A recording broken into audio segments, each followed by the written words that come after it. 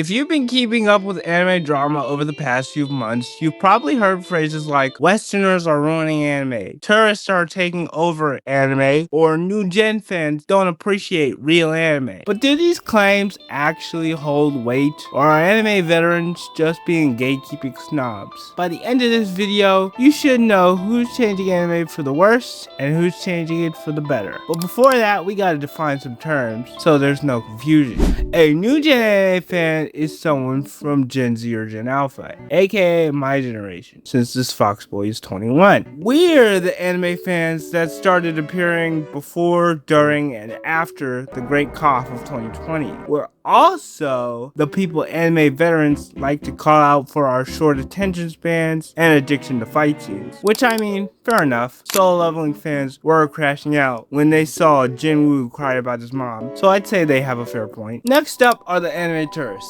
These guys are new to anime. They either got a solid recommendation from a friend, found anime because it overlapped with their interest, or they started watching it because it became popular. They're basically the new recruits of the anime community, since they're not used to the storytelling, the tropes, the fandoms, or the medium as a whole. Sadly though, while every anime fan starts as a tourist, some anime fans are stuck as tourists. They're responsible for the recent drama surrounding the tourism problem in the community. But that's getting ahead of myself. For now, just know that a tourist is someone who's been recently introduced to anime. Finally, we have the anime veterans, also known as the old heads of the anime community. These guys have been around since before anime was popular and have been watching it for over 15 to 20 years. They make it their job to preserve anime and otaku culture. However, they can be very stubborn about any change in the industry or the community, even if it's for the better. That's why you see them hating on new gen fans and tourists, or wishing anime would revert to a niche hobby again. Because to them, all these new fans want to change and appropriate what makes anime so appealing. But let's put a pin in that for now, because first we gotta talk about the pros and the cons of anime going mainstream.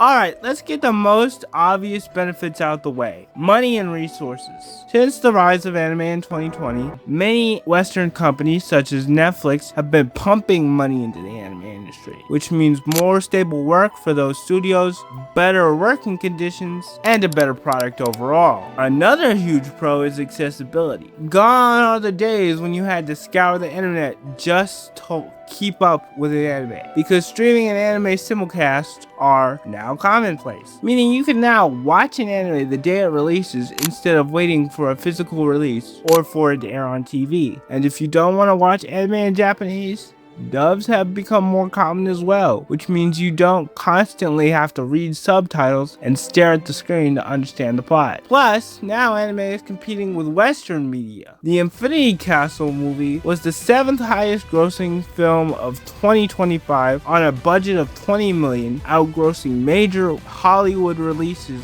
like Sinners, Fantastic Four: First Steps, and Superman. And Western audiences have definitely taken notice, as people wonder why Western media can't seem to match the quality of these shows despite having bigger budgets and more resources. Because if an overworked anime studio can produce something like this, what's the excuse for Western studios producing this?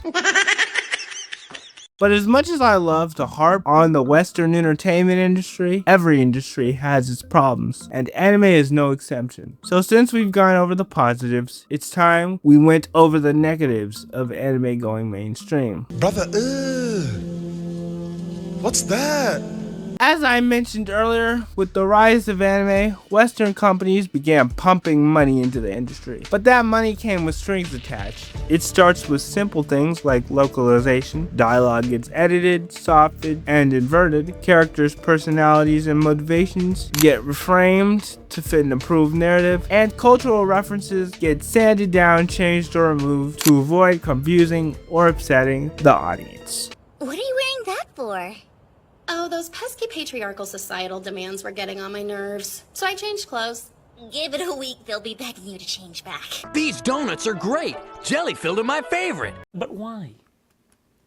Why would you do that? Why would you do any of that? However, it doesn't stop there. The next thing these companies want is global appeal. So character designs are altered, themes are softened, and controversial depictions are lessened or censored. Also, these anime can be deemed politically correct. And while many fans and those who have worked in the industry have criticized these companies for sanitizing and diluting the appeal of anime, there's still one massive problem enabling and defending these companies: damaging decisions. The Western anime fandom has helped improve the industry in many ways, but we also have caused many problems as well. And by we, I mean people like this. All media is political, and I wish I could say that that's a crazy take, but unfortunately, it's really not. The West is not pushing any type of ideologies or beliefs on the Japanese people or mangaka. But like, genuinely, how could you watch One Piece and like not be a leftist? No, Naruto can't be right-wing, he just voluntarily joins the military. Like, he voluntarily joins the military to defend his nation, out of literally pure patriotism that he wears on his forehead. But he's not right-wing.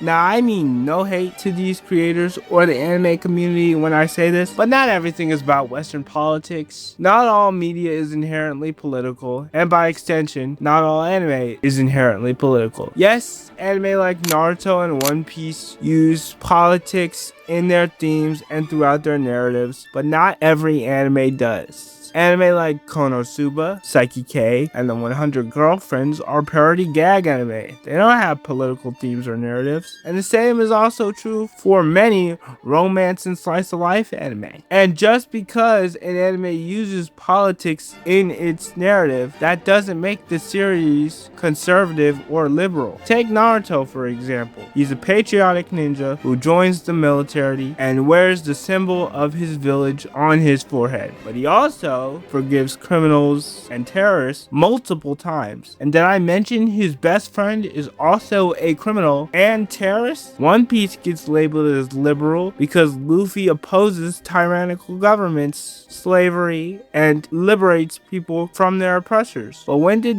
these beliefs become exclusively liberal? People can have some liberal beliefs and still be a conservative, just like liberals can agree with conservatives on some things and still be a liberal. At the end of the day, the only way you'd know a character's true political affiliation is if the creator puts it in the story or confirms it themselves. And even if it was confirmed that these creators, their stories, and their characters opposed mine or your beliefs, why should that matter? Who says we as a people can't enjoy art made by those who disagree with us? That's the real issue with a massive chunk of the Western fandom right now. Too many people treat anime like a vehicle for their political beliefs. Everything either has to be secretly progressive validation or secret conservative propaganda. If a character doesn't line up with their current ideology, the series is problematic. If it does line up, they claim the Japanese creator was speaking for them the whole time. Both sides do this, and both sides are annoying. This is where the tourist problem actually starts showing its teeth. Not every new fan is a tourist in a bad sense. We all start as tourists. The problem is people who stay as tourists. They don't like the tropes, the culture, the storytelling, and they still feel entitled to demand changes. They're the ones complaining about hot anime girls, harassing and threatening creators over ships,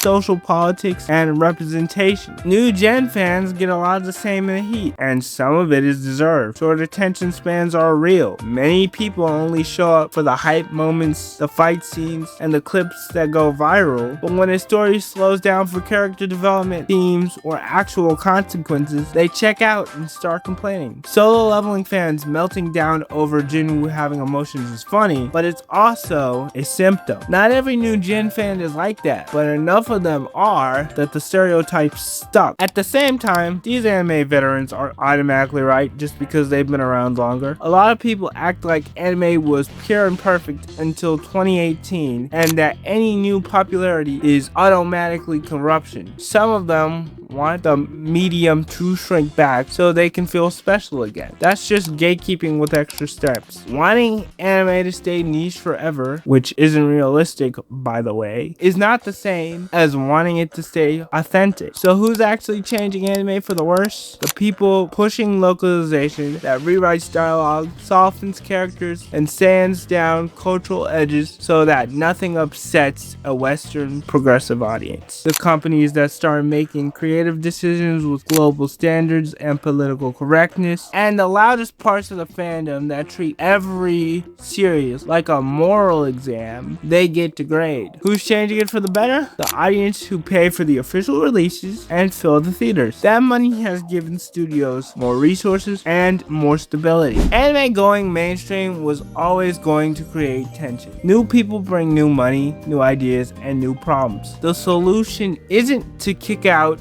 new gen fans or the tourists. It's to stop treating Japanese media like a Western political tool. Enjoy it for what it is, discuss it, and criticize it, but don't use it to force your political agendas, preferences, or depraved fantasies onto the anime community. That's the actual line, but those are just my thoughts. What are yours? I'd love to hear about them in the comments. Oh, and before I forget, thank you guys for the recent support and engagement on my Mushoku Tensei videos on both YouTube and TikTok. I love reading all your comments, even the ones I disagreed with. Honestly, if you guys want a part 3, I'd be happy to make it, because I've got tons of unused comments. Aside from that, follow me on YouTube, TikTok, and Twitter, and I'll be back soon with another video.